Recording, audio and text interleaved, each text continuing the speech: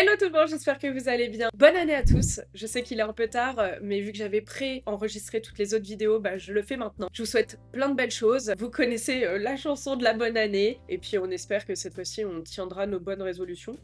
Moi, j'y arrive jamais. Aujourd'hui, j'avais envie de vous faire enfin la vidéo que vous m'avez tant demandé. J'ai pris plein de petites notes. Il s'agit de passer en revue tous les styles de tatouage.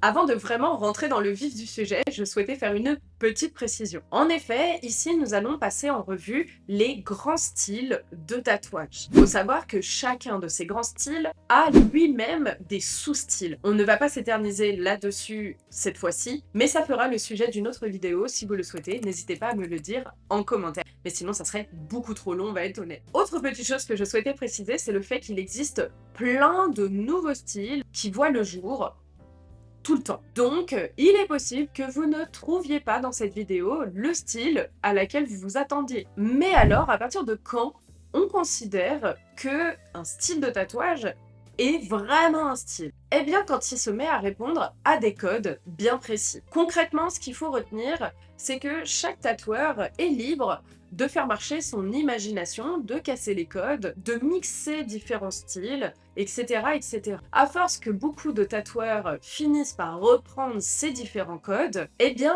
on considère que ça devient un style à part entière. Et alors, à ce moment-là, soit il répond à aucun code que l'on ne connaissait, et dans ce cas-là, ça devient un grand style, soit il répond déjà à quelques codes que l'on connaissait déjà, et alors on va le ranger dans une catégorie existant déjà et créer un nouveau sous-style. Maintenant que tout ça est dit, rentrons dans le vif du sujet. Nous allons analyser en premier le tatouage abstrait. C'est parti.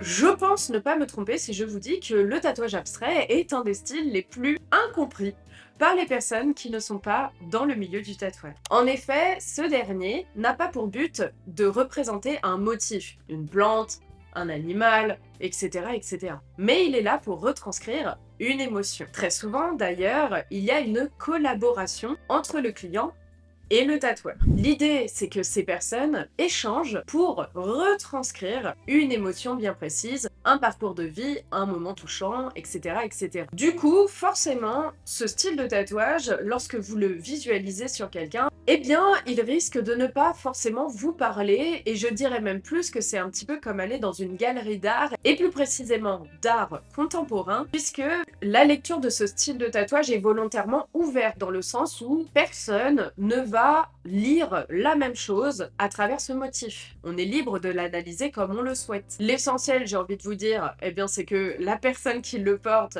ait sa propre symbolique se cachant derrière ce style de tatouage. Ce peut être un style d'ailleurs qui peut te plaire si tu souhaites un petit peu cacher ta motivation, la symbolique de ton tatouage. Au niveau des représentations, on retrouve des choses comme des formes géométriques, des traits organiques, des effets de rupture franche, parfois des effets de peinture un peu esquisse, voire des taches d'encre. Bref, il y a énormément de techniques utilisées dans l'abstrait et il y a parfois même des ajouts d'autres styles pour donner un peu plus d'impact au motif, si ça a un intérêt le moment venu. Et au niveau de la difficulté de pratique de ce style de tatouage, il faut savoir que malgré ce que l'on peut bien penser de prime abord, c'est un style de tatouage très dur à réaliser. Un manque de technique fait que ton tatouage, il va être horrible. On va vraiment être honnête sur ça, ce n'est pas à prendre à la légère. Il faut qu'il prenne en compte, entre autres, les placements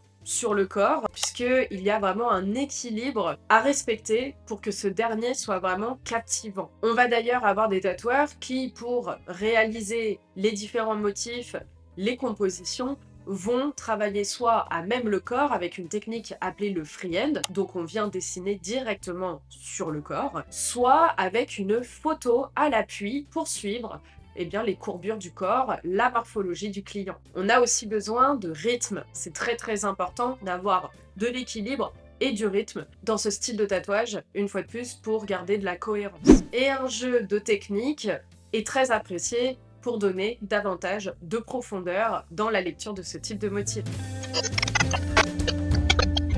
Le Le tatouage asiatique. Ce style de tatouage est devenu un vrai fourre-tout et pourtant, eh bien, il répond à des vrais codes aussi. Concrètement, au niveau des sous-catégories compris dans ce style, il comprend tous les styles de tatouage répondant à des codes issus de la culture asiatique. Jusque là, je pense que c'est plutôt logique au final. Dans les motifs emblématiques, on va retrouver la carpe, le dragon, le tigre, la pivoine, les masqueonies, mais aussi tout type de divinité, des calligraphies, etc., etc. On est sur des compositions en mouvement, avec des courbes assez dynamiques.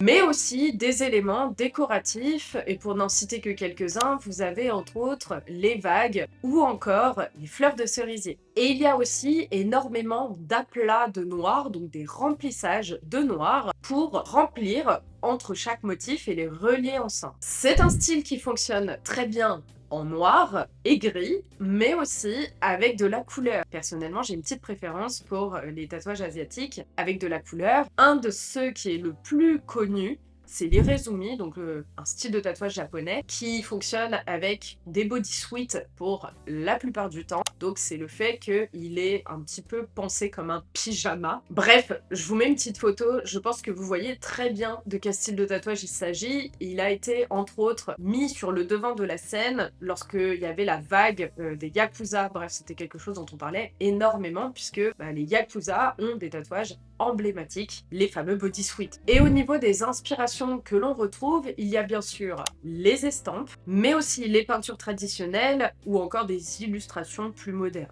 Il faut faire attention aux mélanges culturels qui sont une des erreurs les plus communes dans le style asiatique. En effet, on retrouve énormément d'incohérences au niveau culturel, ne serait-ce que au niveau des différents pays. Puisque oui, il y a plusieurs pays asiatiques. Lorsque l'on parle du tatouage asiatique, on ne parle pas seulement du tatouage japonais. Et surtout, si vous vous intéressez au tatouage traditionnel, en fonction de la tradition que vous voulez mettre en avant, il y a, comme je le disais, énormément de codes et de symboliques à réfléchir, à prendre en compte avant de faire vos choix entre, par exemple, un dragon et une carpe qui n'ont pas du tout la même symbolique, le même sens, et il y a certains motifs qui ne se combinent pas du tout ensemble, ou encore qui vont plus être féminins que masculins. Après, à vous de voir, vous pouvez aussi très bien choisir de ne pas répondre aux codes traditionnels et de les casser en mettant des motifs qui ne vont pas du tout ensemble. Ça, c'est un parti pris, mais vous risquez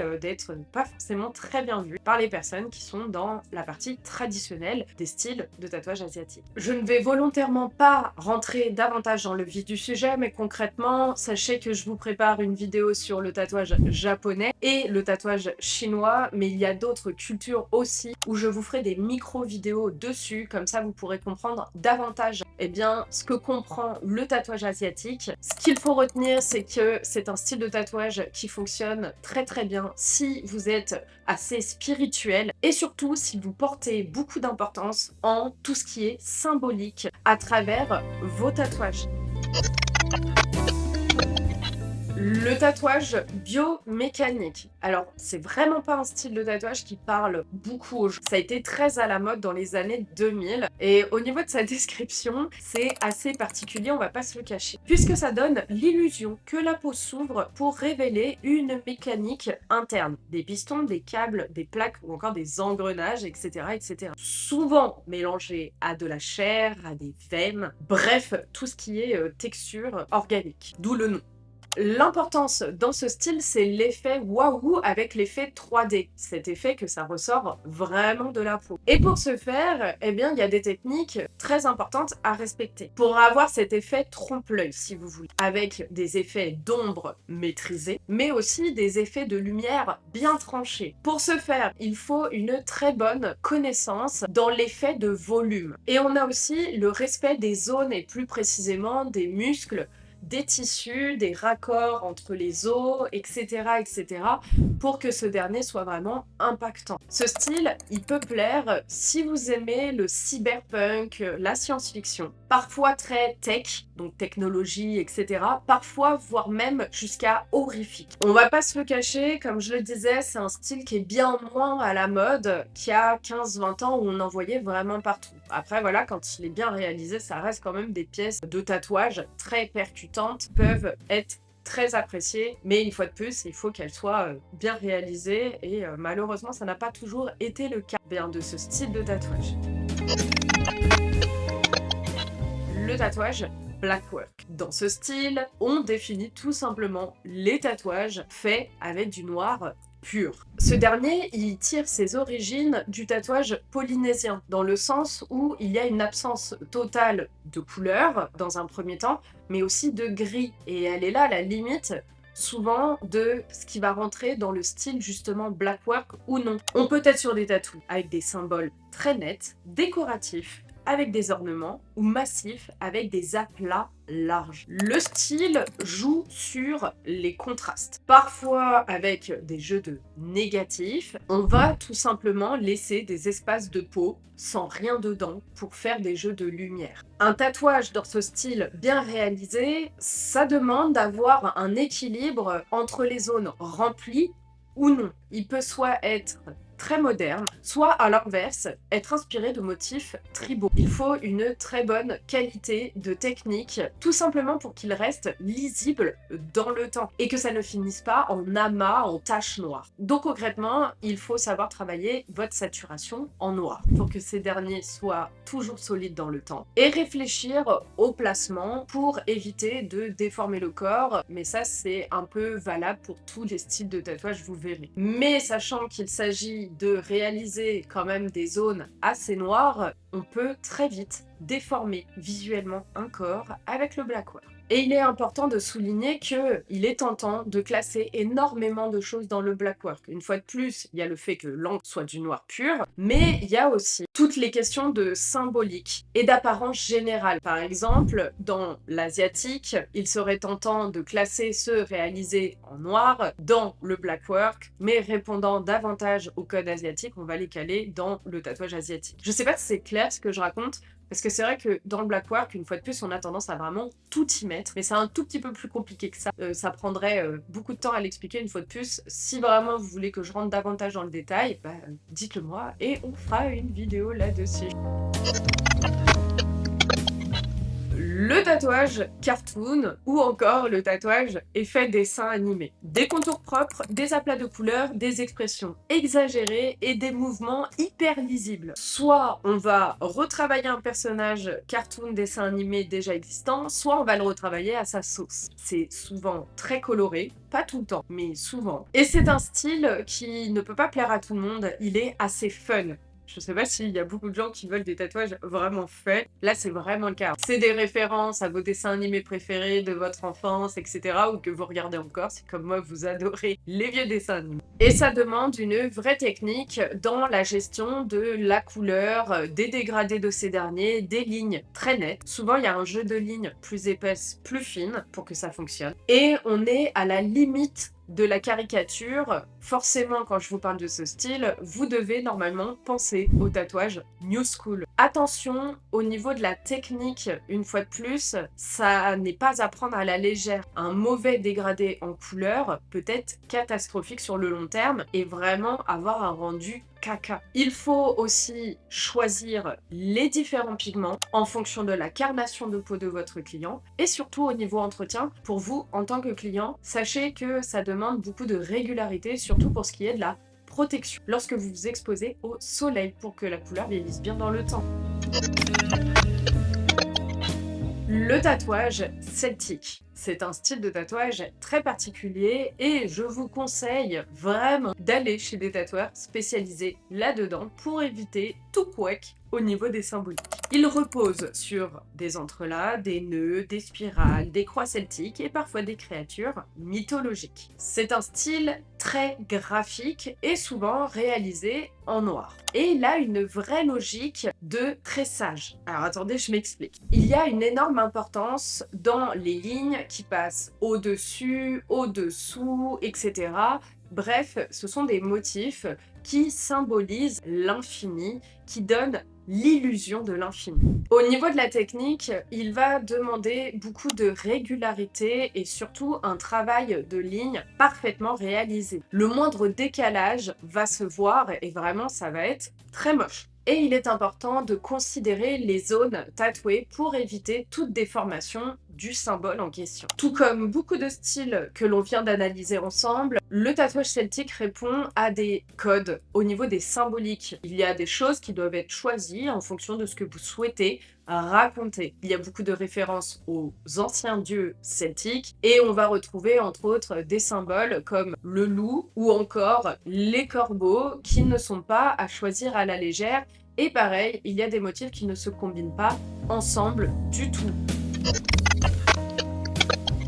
Le tatouage Chicano ou Chicanos, tu prononces comme tu veux, il y a les deux manières de dire. Ce dernier, il est né dans un contexte de communauté, d'identité et de résistance. Et par la suite, il s'est transformé en esthétique mondiale. Ça représente beaucoup des significations avec la famille, avec le respect, le côté gangster, le côté, c'est des codes de la rue qu'on trouve dans plusieurs tatous des prisonniers ou des membres des gangs, en fait. Sa force se compose dans le choix du noir, mais aussi des dégradés de gris. On est sur des portraits très expressifs, parfois religieux, et des typographies script, comme ici. Les thèmes, comme je disais, qui reviennent le plus, donc dans un premier temps, il y a la religion, avec carrément des figures religieuses, des croix, etc. Mais on retrouve beaucoup de choses sur la loyauté, la famille, la mort, les femmes, la prison, enfin le milieu carcéral en général. Et il est rempli de codes au niveau des symboliques, puisqu'il est là pour raconter votre histoire. C'est un style qui peut être difficile à travailler si vous avez du mal à réaliser tout ce qui est shading, donc les ombrages, puisque tout se joue au niveau du contraste et de l'émotion qui s'en dégage grâce à l'intensité ou non bien de ces fameux ombrages. Et les typos aussi doivent être très bien réalisés, et pour ceux qui tatouent, vous le savez, tatouer des typos, c'est pas si facile que ça. Il faut avoir une vraie expertise quant à sa réalisation, son placement, pour que ce dernier soit lisible dans le temps. Et surtout, le moindre tremblement dans une des arabesques de la calligraphie peut casser tout le tatouage. Le lettrage. Alors, pour certains, ce n'est pas un style à part entière, mais dernièrement, on a quand même quelques tatoueurs comme Poésie Muette qui en ont fait l'intégralité de leur direction artistique. Donc moi, j'ai décidé d'en faire un style à part entière. Le lettrage, en quelques mots, c'est l'art de passer un message à travers des mots. Ça peut être minimal et discret, ou à l'inverse, être théâtral, monumental, bref, être un énorme lettrage, ou le combiné des deux aussi. Le vrai défi, c'est la technique, l'exécution. Comme je le disais, le lettrage, c'est vraiment un type de tatouage qui ne pardonne pas. On n'a pas le droit de trembler, on n'a pas le droit d'hésiter. Le choix des typos est primordial aussi. Toutes les typos ne vont pas ensemble, donc il y a un vrai choix pour que ça ait une cohérence. Chaque choix de typo peut dégager telle ou telle émotion. Et un bon tatouage de typo, c'est aussi un choix d'emplacement stratégique pour éviter toute déformation. Ou à l'inverse, que le fait que le corps bouge soit encore plus impactant dans la réalisation finale, dans la visualisation. C'est un des styles les plus impitoyables, un petit peu comme le tatouage fanline. Il faut assurer de la lisibilité à distance. Première chose, très importante, éviter les fautes d'orthographe. Alors même si ça paraît hyper logique, malheureusement, c'est déjà arrivé plus d'une fois, donc je tiens à le préciser. Surtout quand il s'agit des dates, puisque on ne peut pas inventer la date de naissance de mamie. Donc si vous ne la connaissez pas et que vous nous fournissez une mauvaise date, c'est caca, quoi.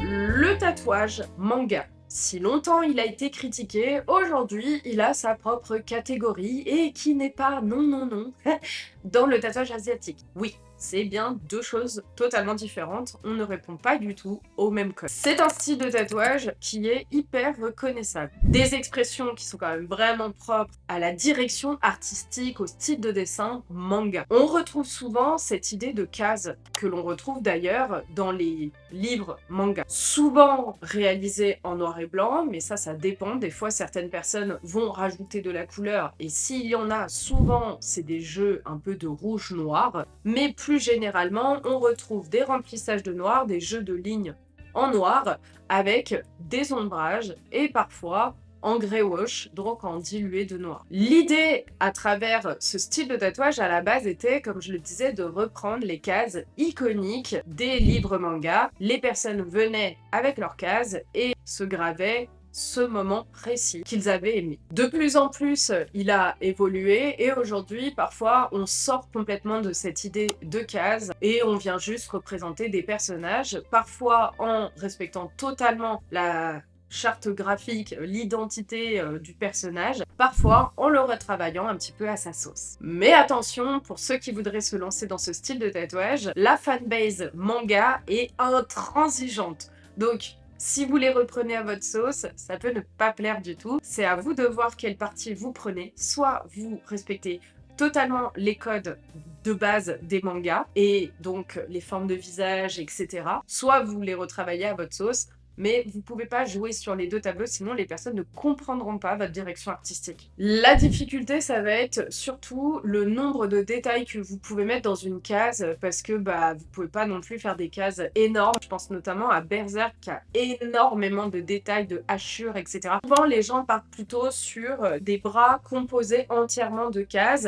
Ça va être de réussir à bien positionner les cases sur le bras pour qu'ils suivent le corps sans pour autant déformer la case. Parfois, ça vous demande de légèrement les incurver. Une fois sur le corps, ça ne se voit pas, mais c'est un petit peu dur de lâcher son cerveau au début quand on les imprime. Autre style sur lequel j'ai déjà fait une vidéo que je te glisse aussi dans le petit, c'est le tatouage traditionnel américain, encore appelé le tatouage old school. Il répond à quelques règles d'or. Des lignes hyper impactantes, souvent assez fat, donc assez grosses, pour une lisibilité maximale. Souvent on est sur des contours assez épais, réalisés en noir, et le old school il peut être assez dark, avec seulement un travail de noir et gris, ou avec des couleurs qui sont souvent les couleurs primaires. Et il y a énormément de motifs iconiques qui, une fois de plus, répondent à des symboliques et racontent donc quelque chose. On peut y retrouver entre autres les femmes gitanes, qui sont souvent réalisées de profil, mais aussi les pin-up, les roses, les dagues, les hirondelles, les panthères, etc., etc. C'est un style qui se veut naturellement très brut, puisqu'à l'époque, on n'avait pas les techniques nécessaires pour que ça vieillisse très bien, donc on ne pouvait pas se permettre autant de détails qu'aujourd'hui. Et c'est un des styles qui a fait le plus ses preuves sur le long terme, en tout cas que l'on peut encore voir aujourd'hui, et qui a extrêmement bien vieilli. Moi j'adore ce style de tatouage. Le tatouage néo-traditionnel. Concrètement, ce qu'il faut retenir, c'est que le tatouage néo-trad, c'est un style qui a pris le tatouage traditionnel, le tatouage old school, et qui l'a fait évoluer. C'est son évolution Pokémon, quoi, concrètement. J'ai fait une vidéo entièrement à ce sujet, donc je vais pas passer 1000 ans à l'expliquer, je te la glisse dans le petit. Concrètement, vous reprenez le trad et vous y mettez plus de profondeur, plus de détails, des jeux de lignes différents que l'on ne retrouvait pas avant, des palettes de couleurs bien plus sophistiquées. Qui dit couleurs plus sophistiquées dit choix de palette plus importante, donc un travail de dégradé qu'on n'avait pas dans le traditionnel, avec parfois, et souvent même, c'est préférable si vous voulez vraiment de l'intensité dans votre motif, des jeux de lumière. Au niveau de ce qu'on va retrouver comme motif emblématique, on va être davantage sur des végétaux, des fleurs, des plantes, etc. et aussi des motifs d'animaux. Et on est sur une esthétique qui s'apparente beaucoup à l'art déco, l'art nouveau, etc. Les points à vraiment retenir retenir au niveau technique, ça va être la gestion des volumes, la gestion des dégradés de couleurs, comme je disais, très important, vraiment très dur à travailler, donc ça demande beaucoup d'entraînement. Il faut éviter de faire des pièces trop petites si vous souhaitez avoir une vraie composition néotrad dans les règles de l'art.